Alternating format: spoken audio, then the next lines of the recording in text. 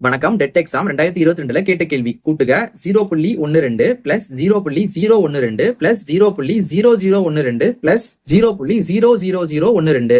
இதை நம்ம எல்லாத்தையும் கூட்டினா நமக்கு என்ன வரும்னு கேட்டிருக்காங்க. நமக்கு இது ரொம்ப எளிமையான கேள்வி. இப்ப நமக்கு இந்த மாதிரி பாத்தீங்கன்னா புள்ளிகள் இருக்குதுல, அப்ப இது எல்லாமே பாத்தீங்கன்னா தசம எண்கள், டெசிமல் நம்பர் சொல்லுவாங்க. இப்ப நம்ம இதை கூட்டலாம் பாருங்க. ஃபர்ஸ்ட் 0.12 இருக்கு, 0.12. அடுத்து பாத்தீங்கன்னா 0.012 இருக்கு, 0.012. பாத்தீங்கன்னா இந்த புள்ளிக்கு நேரா புள்ளி போடணும். அப்பதான் நமக்கு எல்லாமே டிஜிட்லாம் கரெக்டா இருக்கும். அடுத்து 0.0012, 0.0012. அடுத்தது 0.0012, 0.00012. நம்ம இதே மாதிரி இந்த நம்பர் எல்லாத்தையுமே கரெக்டா எழுதிக்கணும் லைன்ல. அப்பதான் நமக்கு ஆன்சர் கரெக்டா வரும். இப்ப நம்ம கூட்டலாம் பாருங்க.